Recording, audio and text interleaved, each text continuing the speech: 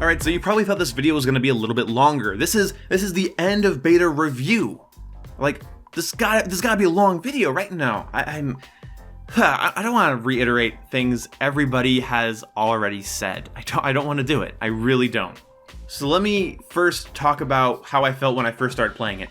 When I first started playing the Call of Duty World War II beta, and I was doing terrible at it, I still had to, like, appreciate the fact that the game was running well. The party system worked. I could get my friends into games easily. The hit detection was fine for me. My biggest issue really with like the game itself and like how it was running was that the hit marker sounds weren't always playing. So sometimes I wouldn't hear hit marker sounds and it made time to kill feel really inconsistent. I couldn't really get a feel for my time to kill. So sometimes it felt like I put like 1,000 bullets into somebody and I just got killed anyway. And no, I don't like that, but it was still arguably really good hit detection, and I felt like I could really feel those 60 Hz servers, and I bet now that I've said that, someone's gonna analyze it and be like, they lied about the servers, and I'm gonna feel like an idiot, but I felt like I could feel like the game was running really well. And the biggest part of that I noticed was like getting shot, running around a corner and not dying, or like dolphin diving and not dying. Like, I felt like the game was keeping up with what I was doing on my screen, and that's really important. So dying around corners or getting shot in ways that I didn't expect didn't happen that often compared to Infinite Warfare, MWR, Black Ops 2, Black Ops 3, AW, I don't know, pick a Call of Duty. It didn't seem to happen as much. That could be honeymoon phase, but I played a lot. I played over 150 matches and no-lifed the fuck out of this beta. I'm not saying I'm the source of all that is true, but trust me, if there was an issue or if there was a problem, I think I would have noticed it in that time played. But we all have different internet connections, we all have different ISPs, we all have different consoles. Our experiences will be different. Briefly talking about weapon balance, I would like to know if they buffed the M1A1 carbine halfway through the beta. I feel like I was doing really good with it towards the end, but when I first tried it, it was terrible. It was more than bad. But the M1A1 carbine actually worked out pretty well for me. The M1 Garand, the STG, all of the SMGs. And when you get to the LMGs, other than the useless bipod that I think needs to be removed or improved in some way, because I don't see a use in the bipod on the LMGs, unless you just want to lay on a floor and wait for somebody to walk in front of you, in which case you probably don't need a bipod for that. I don't know, I don't think Call of Duty really needs bipods. But the LMGs actually are pretty good. The YouTubers were saying they're terrible, and that's what I thought. But upon using them for myself, I realized they are really good, consistent 3-shot kills, and I really enjoyed them. If you use them with the Infantry Division, after you level up the Infantry Division, you get to move around faster while aiming down sight, so I could walk around with the Bren or the MG15 or the Lewis gun and 3-shot people for days. The snipers are good. I have to play more of the full game to really decide whether or not they can be exploited, but although they were really accurate and I got killed by them a lot, especially in the war mode, I don't feel like we're gonna have a year of approaching a sniper with an SMG and then them just quick scoping the fuck out of you. I don't think we're gonna have a year of that. And as far as I know, there's no way to put quick draw on the snipers or just reduce sprint out time for snipers or anything like that. And you definitely can't reduce flinch on snipers, so if you land your first shot on them and they're challenging you aggressively, you will most likely win the gunfight, and I believe that's how it should be. You can disagree with me, but you're wrong. Snipers need to know their role. Same with shotguns. Let's talk about shotguns. I feel like shotguns in the game were fine when the buckshot was being used. As soon as the splody shells were introduced, I was mad because they have lingering damage. And who wants a game where a shotgunner can rush you, you can kill them with a weapon by the grace of God, you're beating a shotgunner at shotgun range, and then you die to that person's lingering damage because they hit you with buckshot. I'm sorry, it's not exactly hard to hit somebody with big fiery buckshot. So if you're a little bit injured or they're close to you, you can kill them as they're shooting you, and then the fire that they hit you with kills you after they've died, and I feel like that's dumb, that's stupid, I shouldn't be trading kills with shotgun users. Sledgehammer fixed it. I don't mind if the shotguns are powerful, I don't mind if shotguns are great. They should not do lingering damage. If they do not land that one-shot kill, that gunfight should be mine. People hitting me with the fucking incendiary shell and then running around the corner, and then when I go to chase them, I've died from the fire damage. It's stupid. Also, it on the semi-auto shotgun was bullshit to fucking counter, and I hated it. I give the fucking Dragon's Breath shotgun shells a 0 out of 10. Fuck that idea. Scrap it, come up with a new one, make those shells behave differently. Lingering damage shouldn't be in Call of Duty. Unless, of course, it's in the form of a gas grenade, in which case you guys should throw those on the MG nests in the war mode come final release. See somebody in an MG nest, they don't want to leave, throw a gas grenade, they're not going to want to stand in that, and you just helped your teammates build the bridge, and you might have gotten yourself a kill. So use gas grenades, come full launch of the game, guys, they're really useful. I already did a whole video about combat variety and the map design in Call of Duty World War II's beta. If you want to go check that out, that's great. In my opinion, I liked the amount of combat variety and style variety in the maps. I feel like each one had subtle and important differences, while still maintaining a 3-lane design that everybody loves. But I do applaud them for having map variety, a little bit of verticality, and some interesting spots that can be used in combat. Love that idea, Sledgehammer, and I really appreciate it. Alright, so the next thing's pretty controversial, and that's the division system.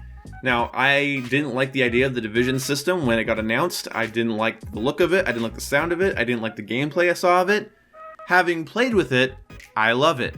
I was undecided about the basic training division system until I used one called Ordnance. The basic training that goes by the name Ordnance allows you to get your score streaks much, much quicker. They really do reduce the amount of score required for a kill streak.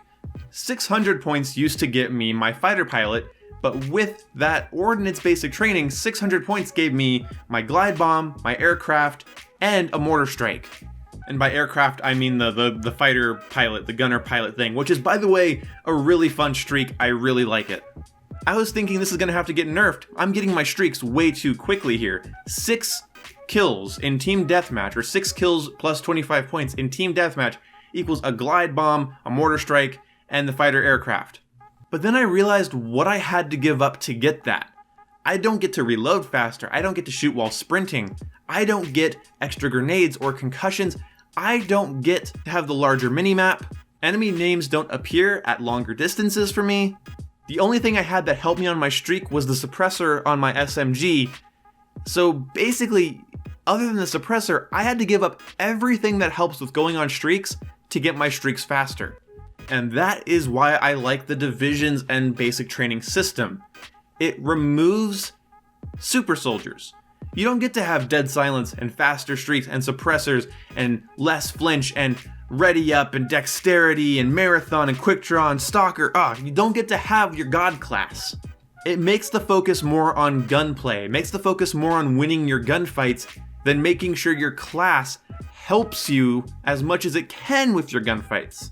If you want streaks faster than everybody else, you're gonna have to give up the things that make killing people easier and get ready to scavenge for some weapons. But if you want to reload faster, that's great, but you don't get to have 2 primaries. And if you want 2 primaries, you can't have 2 grenades.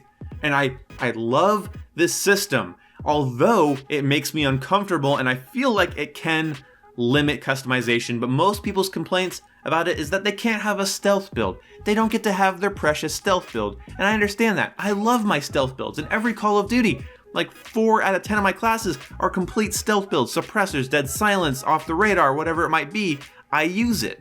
But I want to try a year of Call of Duty where you don't get to make super soldier god classes. I want to try a year of Call of Duty where you don't get to be completely invisible, silent, off the radar, and you just get to like roam around the edges of the map with your suppressed gun and go on long kill streaks. Fuck that.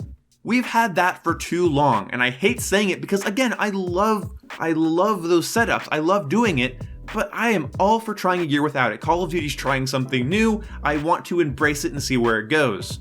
That being said, I do want to be able to put my suppressors on any gun. So if I put the M1 Garand on the Airborne Division, I want to put a suppressor on it. I don't care if that's historically accurate. This game is already taking historical liberties for the sake of gameplay, and they should do that there. I want to have a suppressed M1 and a suppressed STG. I could do it in Call of Duty World at War. Please let me do it here. I should be able to use the STG and stay off the radar at the expense of my range. I think that's totally fine, because that again is a trade-off.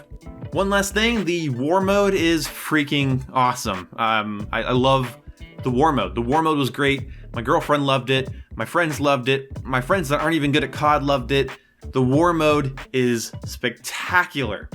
I didn't like it when I first got into it. First got into the beta. It just felt like spawn, die, spawn, die, spawn, die, clusterfuck. But the way I started playing it with double grenades or double gas grenades to keep people off the MG nests, while my buddies sniped people across the map and my girlfriend was building the bridge and I was doing everything I could to keep the enemies back, it is fun, it is exciting. I love the war mode. I hope they have other good war mode maps. I hope each DLC has 4 standard maps, 1 war map, and a zombies map. That is a little bit overzealous, but I feel like they're not going to be able to add a lot of guns into this year's Call of Duty without, like, you know, treading into like the stupid territory. So I hope they add maps. I know that's a lot harder to make, but still, more war maps would be the fucking greatest thing ever. Or maybe you can play war on every map. See, I don't even know, maybe you can, and that'd be fucking awesome too. We have to wait and see. It's probably not gonna be on every map, but either way, guys, that's my thoughts about Call of Duty World War II. I give it a 7 out of 10. When I first played it, it was average. I was like, okay, this works. But then after playing it, getting good at it, learning it, coming out of it happy, with a good experience under my belt, I feel like I learned something. I feel like I learned how to play COD again. I feel like I learned a whole new meta of class making, and I enjoyed it. Is it a good game? I don't know. Because my biggest issue is that I don't think it's going to reel me in. I've said this before, I don't feel like it's going to reel me in. I don't feel like it's gonna hold my playtime. I don't feel like it's gonna incentivize me to sit and play it. But I feel like if they don't fuck anything up, the game can only get better, and that's a good thing. If they just flesh out, improve, and add upon what they have here, and they listen to our feedback, Call of Duty World War II will be a very solid shooter in my collection.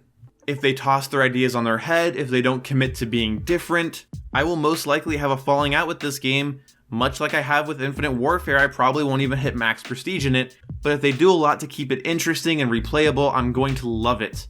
So here, we will raise a glass to cautious optimism.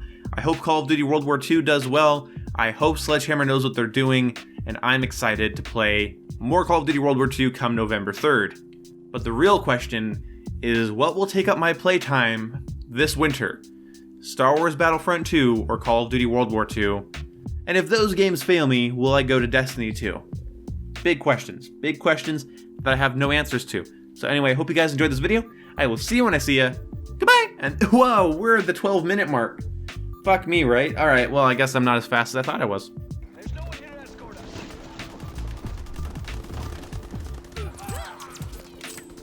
Now they're back in there at the end, aren't they? Oh god, flamethrower. Okay, Twitter talk. Okay, he's right there on the other side of that wall when you turn right.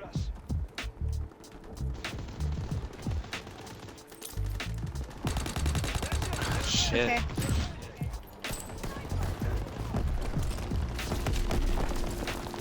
Christ. Okay, so I'll push up as one. We're on the move. What's that? 1 minute until enemy reinforcements.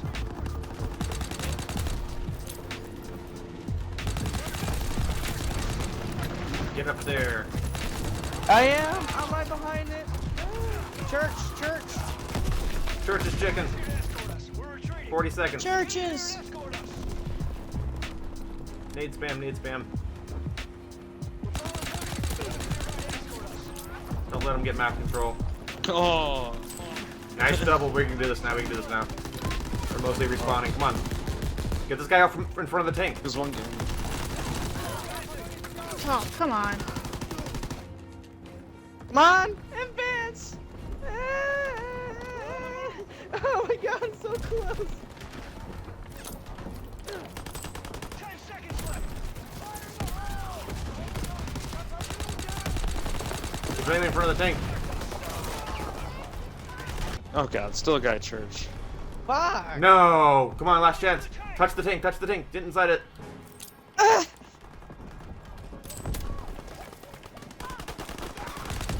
Oh my gosh, right on the inside. I was in it for so long. Get the fuck come on, back! come on. Get the fuck back! Yes! Now our bombers can hit their target. Ah, that's awesome. He Guy. was on that tank. Get him. Yeah. Ian, was it you just got in the tank? Yeah, I just fucking dolphin dived into it.